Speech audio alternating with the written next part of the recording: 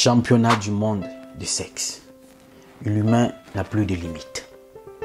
Je vous prie d'abord de mettre le maximum de pouces bleus parce que cette vidéo peut être supprimée. Et déjà, ils ont restreint nos pages pour la qualité des contenus que nous proposons. Ils ont restreint nos pages.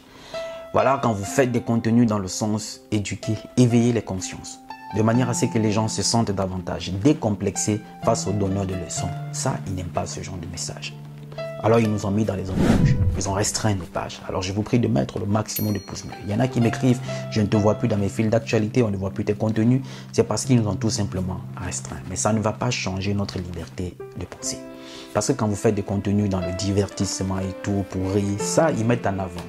C'est ça, en fait, l'objectif. Nous abrutir davantage. Mais ça ne va pas nous décourager. Cette vidéo va surprendre beaucoup d'entre vous. C'est pourquoi je vous dis, je vous prie d'abord de mettre le maximum de pouces bleus avant que ça ne soit supprimé. Pour voir comme une fois, l'humain n'a plus de limites. Jusqu'où l'humain est en train d'aller. Avec de telles pratiques, on se dit, en réalité, est-ce qu'on a perdu la raison? Cette raison qu'on devait l'utiliser à bon escient pour améliorer nos conditions de vie et ce monde dans lequel nous sommes en train de vivre, mais on se rend compte que l'humain est en train d'utiliser sa raison à des fins qui sont contraires à ce pourquoi cela lui a été doté. L'animosité est ce qui anime aujourd'hui les humains. Capable de dépenser des centaines de millions, des milliards de dollars pour des armes chimiques, nucléaires et tout, pour tout simplement ôter la vie à son semblable. Et brandir comme une fois on est le plus fort. Restons dans le contexte de cette vidéo, le championnat du monde de sexe. Avant, à l'époque de nos ancêtres et tout ça, leur histoire d'état civil n'existait pas. Alors, pour prendre une femme pour épouse, il fallait tout simplement aller voir ses parents. Vous échangez, du moins les deux familles se rencontraient, on échangeait, on ramenait quelques présents, la cola, un peu de vin, et puis c'était tout. Elle était officiellement ton épouse. Ils nous ont ramené ce qu'ils appellent le modernisme. Cette façon de faire, ça n'existera plus. Vous allez aller signer dans un état civil. En fait, c'est l'état civil, il faut signer. Il faut mettre l'alliance. C'est ce qui prouve que vous êtes marié. Et ça va figurer dans ton dossier. Donc ça, que vous faites au village, là, par rapport à vos traditions, nous, on ne connaît pas ça. Le mariage, c'est ça. Pour être considéré comme marié, il faut bien que cela soit passé. Voilà, ça soit fait comme eux, ils veulent. Comme quoi, eux, ils décident, ils nous imposent toujours cela. Ça, on a accepté. Quelques temps plus tard, on nous ramène aussi l'histoire de papa, maman et maman. Et ça, ils décident toujours pour nous imposer cela. Lisons déjà cet article, le championnat du monde de sexe. Cette vidéo va vous surprendre. L'Italien Capitano Eric remporte le trophée. Les récents championnats du monde de la sexualité en Espagne, initialement annoncés comme les championnats européens de la sexualité en Suède, ont attiré l'attention du monde. La compétition a soulevé des questions sur la connaissance des pratiques sexuelles en tant que sport.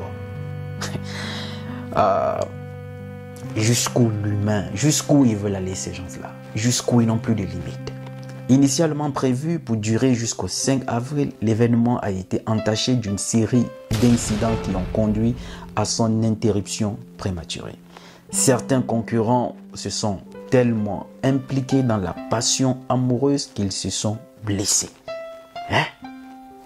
Tandis que d'autres ont été disqualifiés pour avoir utilisé des substances dopantes, jetant ainsi une ombre sur l'intégrité de la compétition. Certains concurrents se sont tellement impliqués dans la passion amoureuse qu'ils se sont blessés. Donc, certains, durant cette compétition du sexe, se sont blessés. Bon, en fait, la blessure, se sont blessés comment? Ça veut dire quand les sportifs là ont souvent les blessures au niveau de l'épaule, du genou, les ligaments croisés et ceci. Eux aussi, là-bas, ils se sont blessés. Les gagnants. Au terme de la controverse, le titre masculin a été remporté par Capitano Eric, un athlète italien. Donc maintenant, ceux-là aussi qui sont dans ce domaine du sexe là, du moins, c'est maintenant des athlètes. Bref, on va partager la leçon de vie qui se cache derrière. Tandis que le titre féminin a été remporté par Alessia Picotto, mieux connue sous le nom de scène Naosi Love. Les performances remarquables de ces champions ont suscité l'étonnement. Alessia Picotto ayant satisfait un total impressionnant de 210 hommes. Tandis que Capitano Eric a établi un record de 41 enquêtes féminines.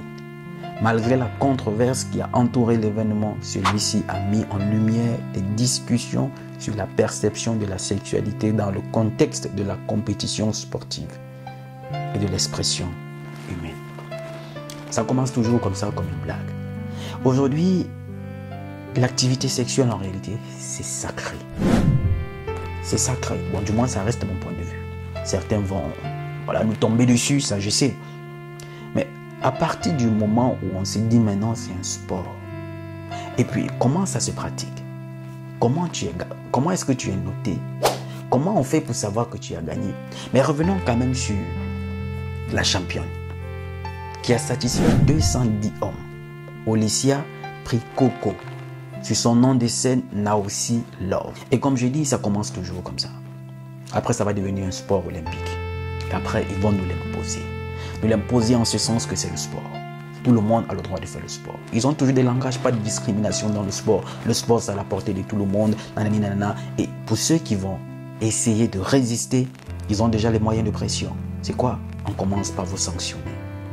Sanction c'est ci, sanction c'est cela, suspension de ceci, suspension à FMI, vous n'avez plus le droit de faire un prêt au FMI à défaut de ça, ou du moins on vous coupe l'aide au développement ou l'aide budgétaire, l'aide qu'ils nous ont toujours apporté que jusqu'ici ça n'a rien donné. Nous sommes nés, ces aides-là existaient, mais jusqu'aujourd'hui devenus adultes, on ne voit pas ce que ces aides nous ont apporté, si ce n'est que nous abrutis, ou bien en réalité qui aide même qui. Bref, ça fera l'objet d'une autre vidéo. Mais la question c'est de dire, aujourd'hui, c'est devenu un sport, puisqu'on dit, voilà les deux champions. Ça veut dire qu'il y aura une prochaine édition. Et là, ils vont nous imposer cela comme un sport.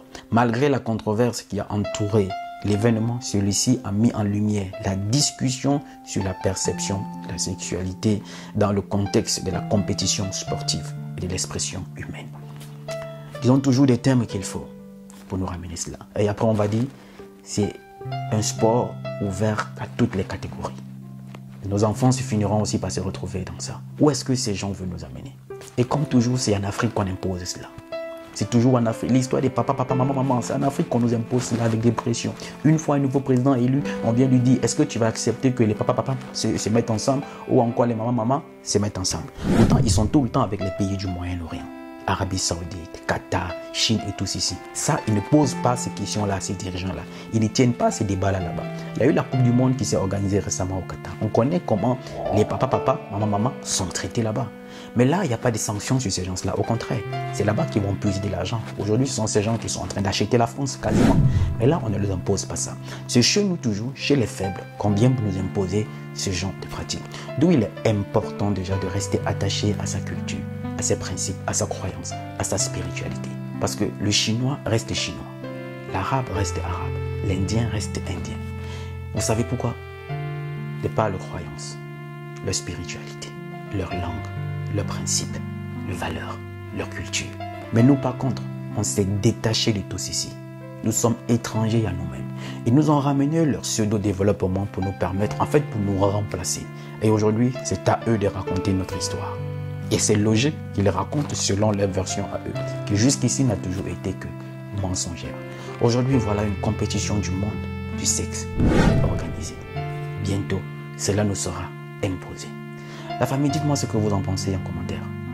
Où est-ce que ces gens-là veulent arriver? Jusqu'où veut-il réellement arriver? Championnat mondial du sexe. Dites-moi ce que vous en pensez en commentaire, la famille. Je me ferai aussi le plaisir de vous lire et de connaître votre avis sur ce sujet. Et avec le chômage qui frappe notre continent, c'est sûr que si ça arrive en Afrique, je n'ose même pas imaginer. J'aimerais bien vous lire en commentaire, la famille. Que Dieu veille sur nous. Je suis Roland Campbell, ton frère.